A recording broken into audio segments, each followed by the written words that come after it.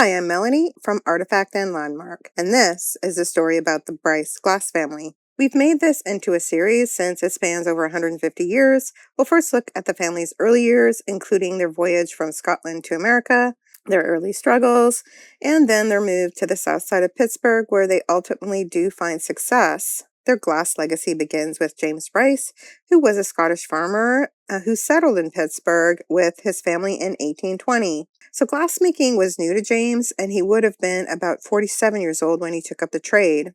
Glass manufacturing would become the family's trade for the next 4, and in some cases 5 generations. One of our main descendants, Marion Bryce, was the great-grandson of that original settler, James. Marion would become president of U.S. Glass. One of his own sons, also named James, went on to work not only for U.S. Glass, but he also spent a good portion of his career at Gillinder Brothers. Another descendant, Garrett Bryce, worked for Lancaster Glass and later Anchor Hocking. Now, the 4 glassworks founded by this family were Bryce, McKee Co, founded in 1850, which later became part of U.S. Glass, a company led for years by Bryce descendants and operated until about 1964. The next one, Bryce Higbee Co, started by John Bryce, who's the youngest of our 3 Bryce brothers. He started that works in 1879, and that one ran until 1907. Our next glassworks is Bryce Brothers. So this would have been the second iteration of that company, and it was founded in 1893 by 2 family members, and that company survived until about 1965 when it was acquired by Lenox, a very well-known tableware company. Now the 4th glassworks, which is definitely lesser known of the Bryce glassworks, was McDonald Glass Company. That company was founded in 1926 by the descendants of Robert Bryce, and it lasted only about 3 years. At their height, 2 of these companies, U.S. Glass and Bryce Brothers, were simultaneously led by members of that same Bryce family. We'll also dig into the full history of each glassworks in future videos. But today, it's about the family itself, the people behind the works, and the legacy they left behind. And of course, none of this would have happened if not for the fateful decision, that choice made by James Bryce and his family to leave Scotland for the United States in 1818. So let's get started.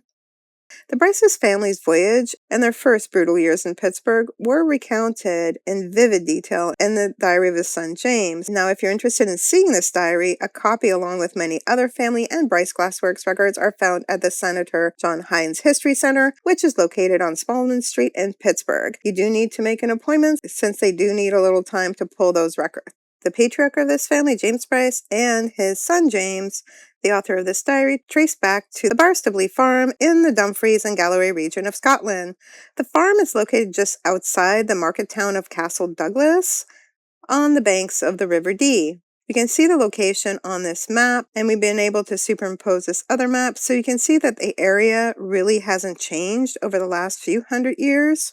Now, Father James Bryce was born in June 1773. His wife Agnes Ferguson was born around April or May of 1783. They married in December 1802 and had 4 children in Scotland. The eldest is William, born in 1808. James, who is again the author of the diaries, was born in 1812. Mary is born in 1814, and Dunbar was born in about 1817. Now, the family was deeply religious, and James Jr. remembers his father James instilling a great sense of piety. Now, according to James Bryce's diary, it was the passing of his infant brother Dunbar, who passed after just 3 months and 3 days, that finally convinced his parents to leave for America.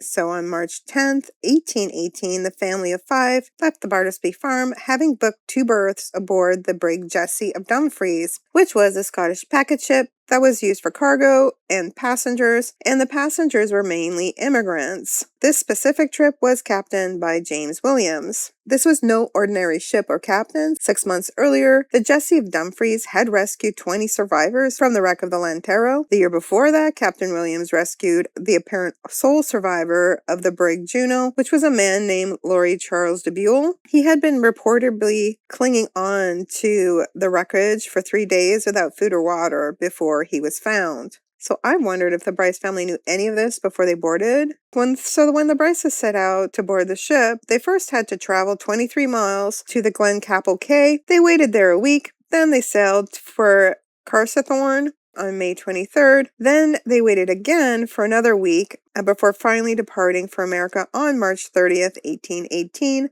The ship was carrying 173 immigrants, which of course included the 5 Bryces.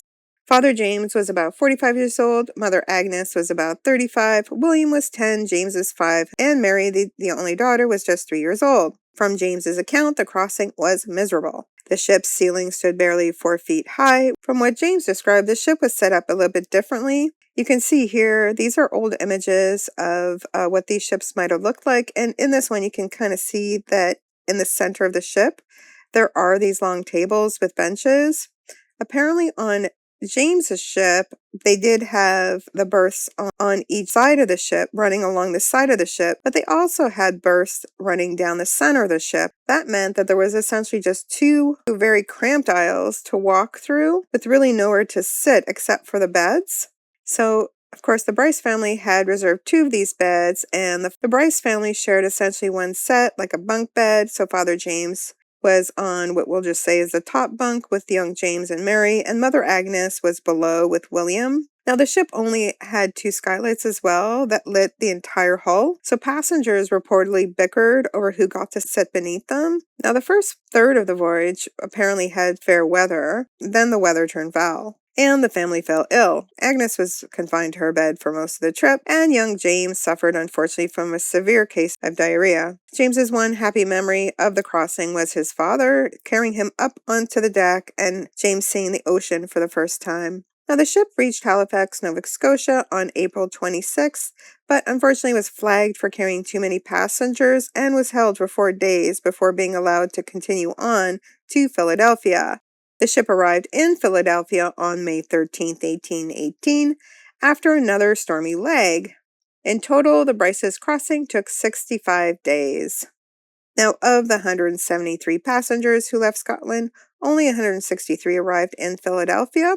I'm not sure if they departed in Halifax or if there were deaths on board. We know that 84 of the 163 that arrived in Philadelphia were adults, and we have a cargo manifest to share which shows that the ship was carrying a large amount of free stone, which totaled about 66 tons. Now, within a week of landing, Father James did find work with John Gullen, who was a stonecutter at 289 Arch Street, but by the summer and going into the fall of 1820, money was getting very tight, and with the winter approaching, the family decided to move to Pittsburgh. Now, James had a sister, Margaret Bryce, who lived in Pittsburgh, and Margaret had married Robert Wiley on July 20th, 1809, in Balmagie, Kirkcudbright, the same parish actually where Bryce's eldest son William was born. Now, around October 15th, 1820, the family boarded a Conestoga wagon in Philadelphia and traveled 16 days to Pittsburgh, arriving on Halloween at the Spread Eagle Tavern in Pittsburgh, which was located at Liberty and 7th. This would have been considered a fast trip for the era. They most likely were able to travel on many of the newly laid or improved stone service roads. Although we aren't sure what route they took, the most popular one of the day was taking the new Philadelphia-Lancaster Turnpike and then some toll roads, which included traveling through Harrisburg, Shippensburg, Bedford, Stoystown, Greensburg, and then finally going on to Pittsburgh. We highlighted this route on this 1822 map by John Mellish. Now, the Bryces first stayed with friends, and then they found a home of their own. Now, by this point, the family may have already known that they had another child along the way, which would have been their first child born in Pennsylvania, their son, Robert Bryce. Now, he would be born the following spring on April 14th, 1821. Father James did take whatever work he could find, but by August 1821, he and his son William, then 13, had steady employment at Bakewell's Glassworks. And you can see the glassworks here on the map on the west side bank of the Monongahela River. We also have an image here of what the works actually looked like. Now, younger brother James later recalled that he started at the glassworks around the age of 10 and a half, which would have been in the spring of 1822. By his own account, he was the youngest boy at the works at the time. In 1823, Father James applies for naturalization. Soon after, the family's youngest son, John, was born in 1824. Now, around this time, Father James begins working with lead at the glassworks. His son James would later suspect this actually contributed to his father's early passing. James Bryce, the patriarch who had brought his family across the Atlantic in search of a better life, unfortunately passes on September 7th, 1826. A year later, in 1827, the family's losses are compounded when eldest brother William goes missing after going down the river. Although he's presumed drowned, there's no record of what happened to William. Before Father James passes, he spoke to the factory and tried to arrange an apprenticeship for his son James. An arrangement was signed after his death in 1827, and it was a 3-year glass blowing apprenticeship, which would end on November 5th, 1830. So by the end of 1827, what remained of the Bryce family was Mother Agnes, now 44, and her 4 surviving children, James 14, Mary 12, Robert was 6, and John was just 3 years old. To keep the family afloat, Mary, the only daughter, worked as a servant for 75 cents a week. James earned $2.50 a week, and rent on their log home at the corner of 4th and Grant ran at $3 a month. As James himself puts it, though very poor, we were honest and contented.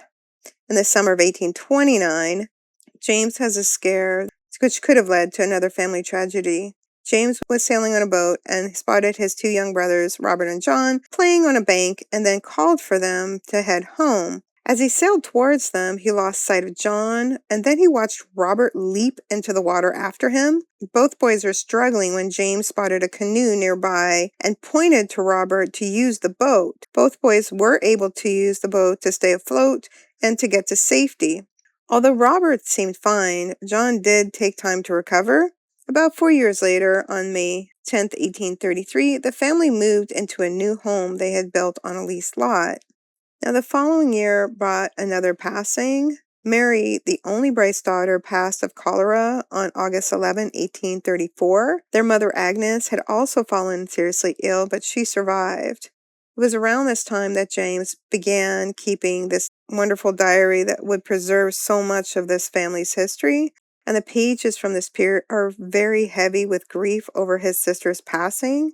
Another interesting note in the diary is that in January 1835, a boy named John Dithridge, and if you're a glass collector, you may recognize a Dithridge as another glassworks in the Pittsburgh area. Now, John Dithridge worked alongside James at Bakewell, and he had fallen ill, so James decided to go visit him, a week which turned out to be before his passing. When he went to visit him, he did find John Dithridge distraught at the thought of dying. And James did try to comfort him. James returned about a week later, about a half hour before Dithridge passed, and this time James describes him as calm and full of meaning. We are pretty certain that this boy was the brother of Edward Dithridge, who would go on to found the Fort Pitt Glassworks. Their father, William, had passed about a year before in 1833. That same year, in 1835, James's aunt Margaret Bryce Wiley moved to a farm in Monroe Township in Carroll County, Ohio, with her 9 children. Now, this aunt would be a neighbor to the Haw family, which would include 2 of the future Bryce brides. In September 1835, James bought 2 lots in what was called the Pride Plan in an area known as the Bluff or Uptown Pittsburgh. If you viewed our Doyle Glassworks video, you may recognize this area, which is where the William Beck family would later live. James's plots were lots 38 and 39, which you can see here on this plan, and we've also included a map of the area to give you a better idea of the location. 2 months later, on November 6, 1835, at age 23, James marries Elizabeth Haw, who again lived near his Aunt Margaret. Elizabeth is also the sister of Mary Haw, who would later marry James's brother John. We believe the Haw family had its own ties back to the same region in Scotland as the Bryces. So the marriage meant the need for a new home, which James and Elizabeth begin to build in the spring of 1836 and move into on July 3rd of 1836. It also meant a mortgage. And over the years, James would describe this mortgage as a growing burden. He also often lamented about this burden, dreaming instead of trading the lots for a farm.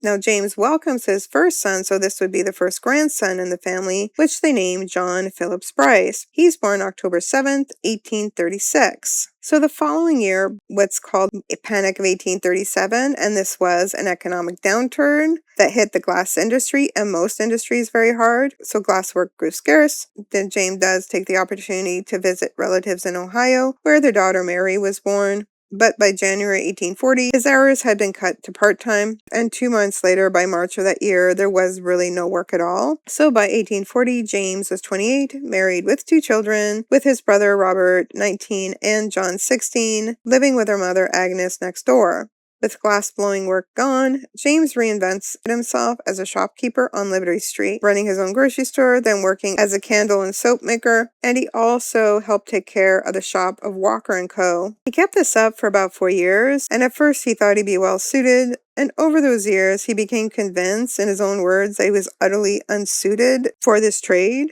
Now, during these years, James and Elizabeth welcomed 3 more children. They welcomed twins Hay and Andrew, which were born in 1842, and Jean, also called Jane, born in 1844. Unfortunately, one of the twins, Hayes, passes within a month, and Jane will pass 2 years after her birth in 1845. And he writes a very sweet poem when Jane passes, and we'll share that in another short video. In 1844, James's brother Robert, now 23, started his own family. First, he marries Elizabeth French. The youngest brother, John, is now 20. If you watched our other videos, you'll know that in 1845, there was a great fire that swept through Pittsburgh and destroyed many of the businesses and buildings, including the Bakewell buildings, which of course was James's previous employer. And we've shared this painting in other videos too, that it's by William C. Wall, who was a local painter. And you can see the Bakewell factory burnt on the left-hand side of this painting. So this is where this part ends. Next time, we follow the family to the south side of Pittsburgh, where James, Robert, and John do finally find success and build the first of many glassworks stamped with that Bryce name. So subscribe to follow the story and to learn more about glassworks from the Pittsburgh area.